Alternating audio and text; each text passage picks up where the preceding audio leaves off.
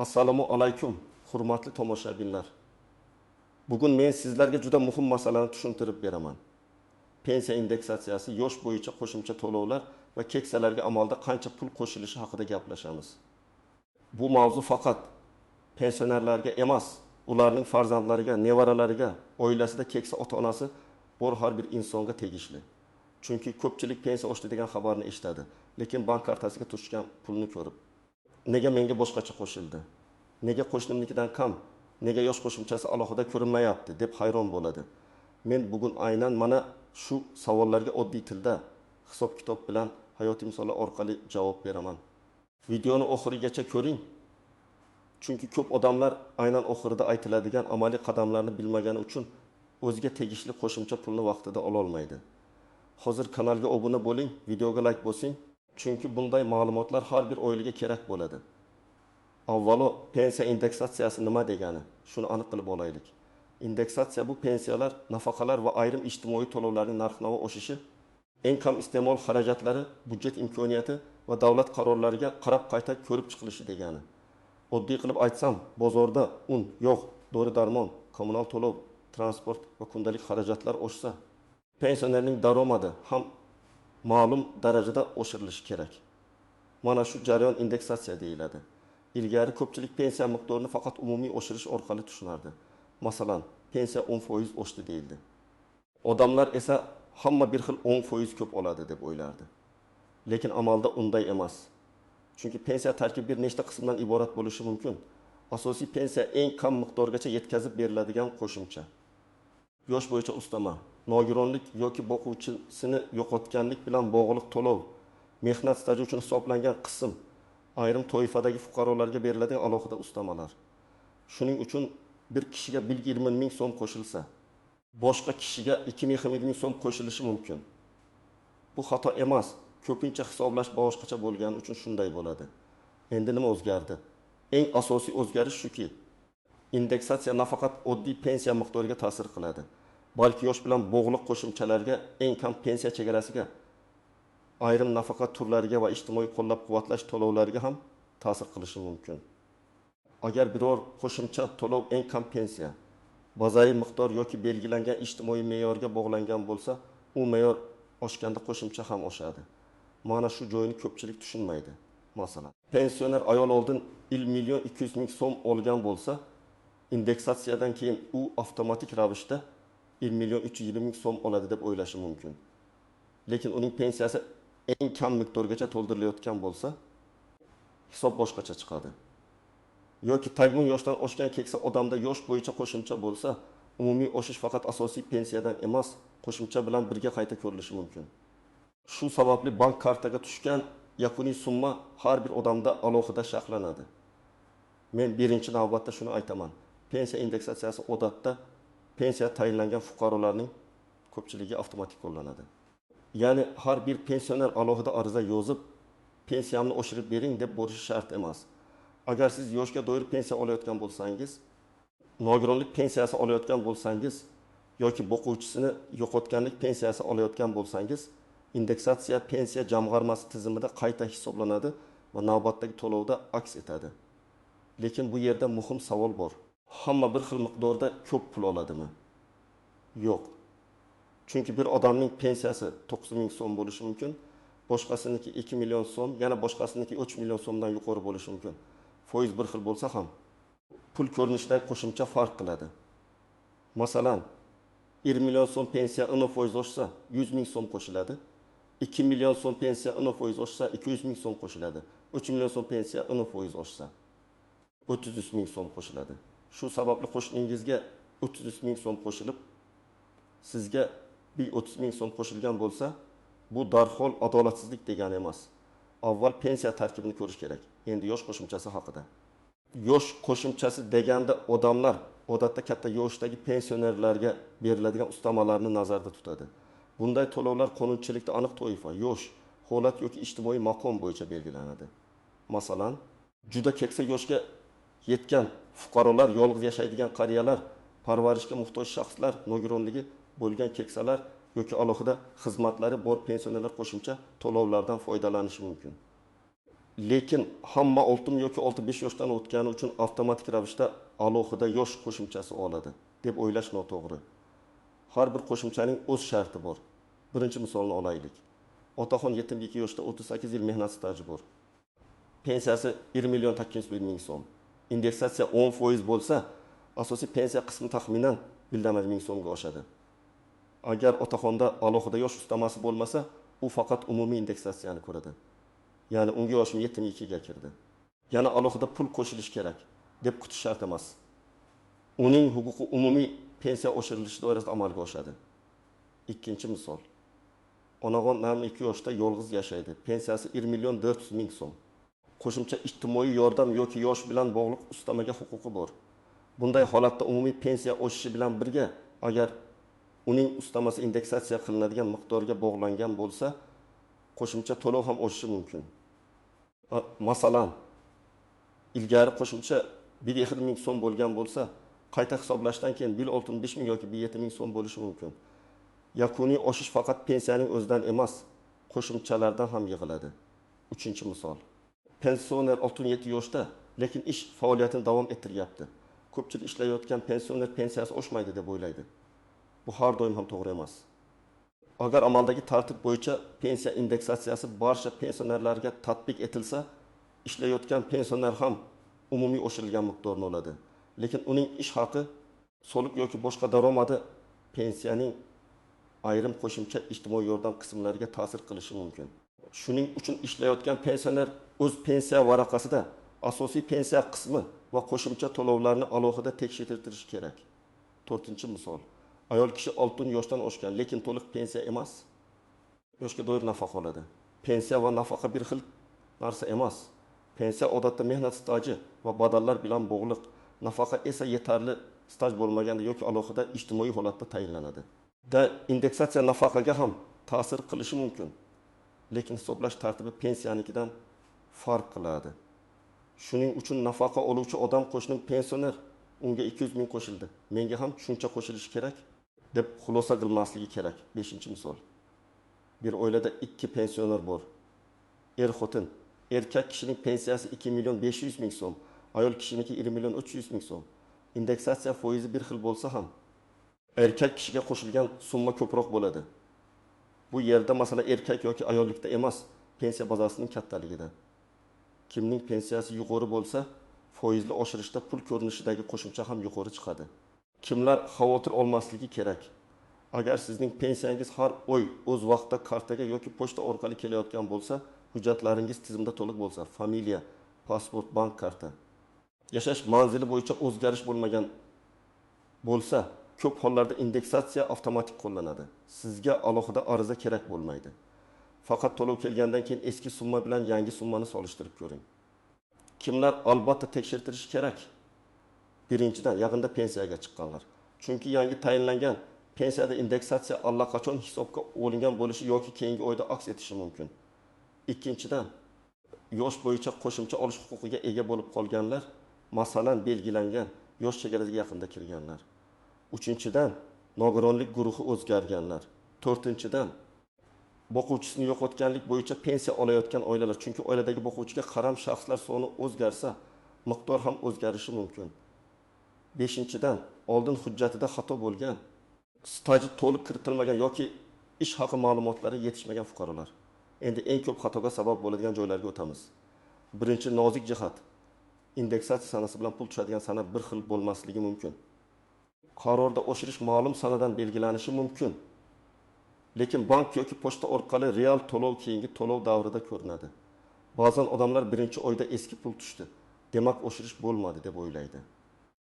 Aslida qayta hisoblash keyingi oyda farqi bilan birga tushishi mumkin. Shuning uchun bir oy kutib, keyin aniq hisob varaqasini so'rash to'g'ri bo'ladi. Ikkinchi nozik jihat, pensiya tarkibidagi hamma qism bir xil oshmasligi mumkin.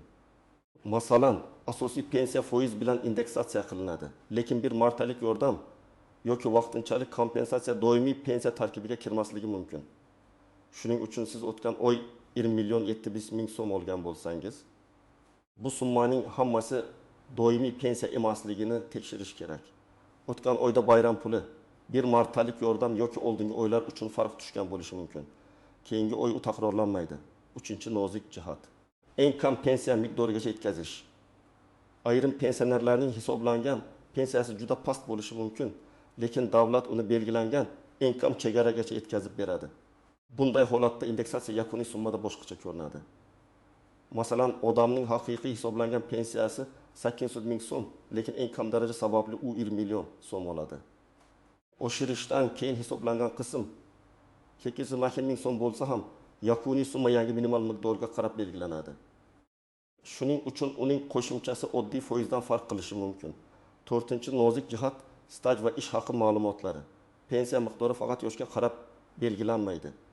Mehnat staji, rasmiy ish haqi, sug'urta badallari. Arxiv ma'lumotlari juda muhim. Agar odam 30 yil ishlagan bo'lsa-yu, hujjatda faqat umrida 2 yil ko'rsatilgan bo'lsa, u kam pensiya oladi. Indeksatsiya kam pensiyani oshiradi, lekin yo'qolgan stajni o'zi tiklab bermaydi. Shuning uchun men doim aytaman, indeksatsiyadan tashqari pensiya ishining to'g'ri yuritilganini ham tekshirtiring. 5-chi nozik jihat yosh qo'shimchasi avtomatik tushmay qolishi mumkin bo'lgan holatlar.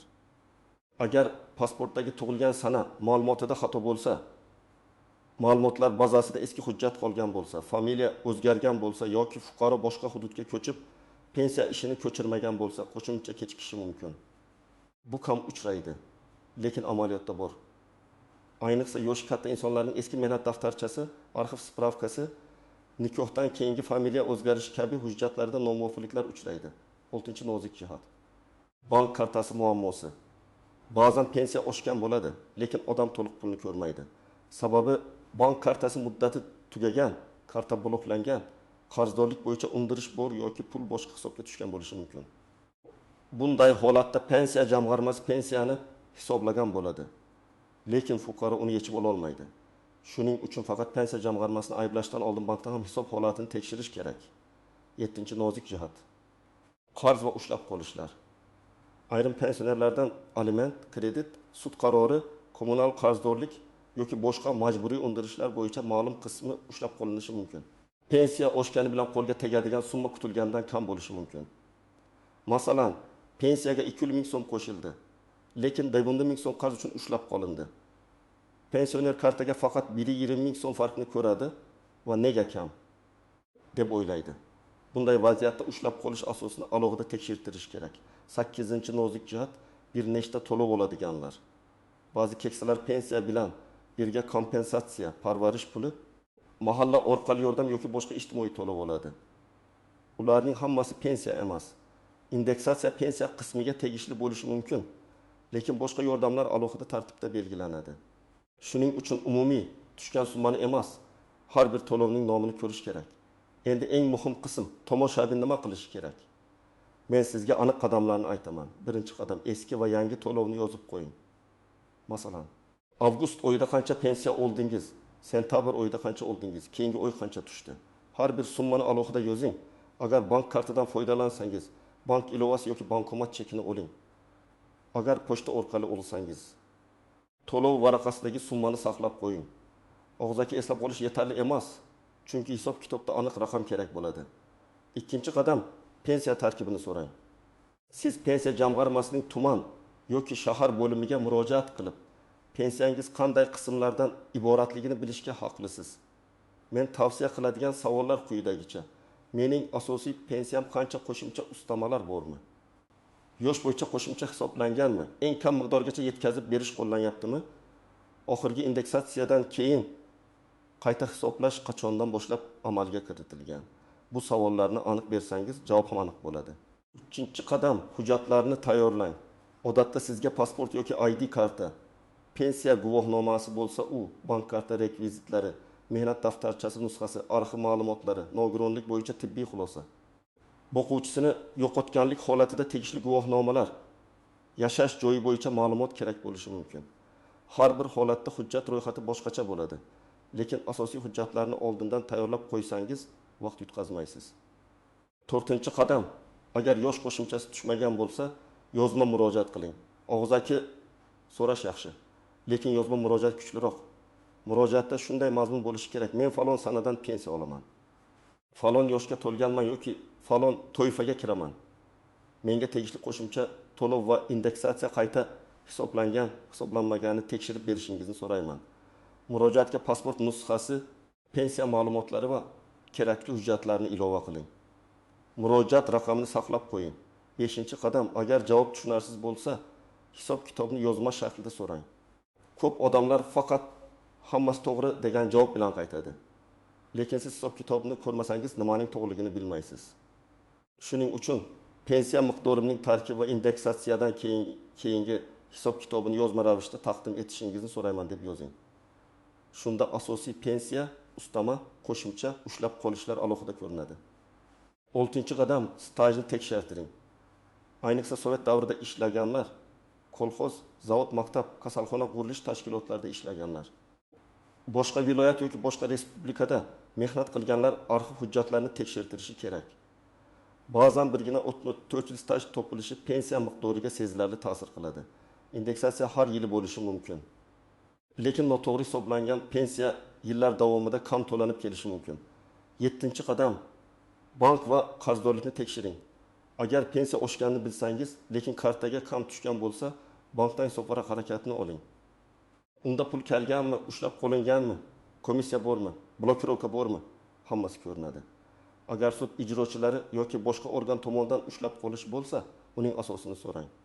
Pensionerning daromadidan ushlab qolish ham qonuniy chegaralar doirasida bo'lishi kerak.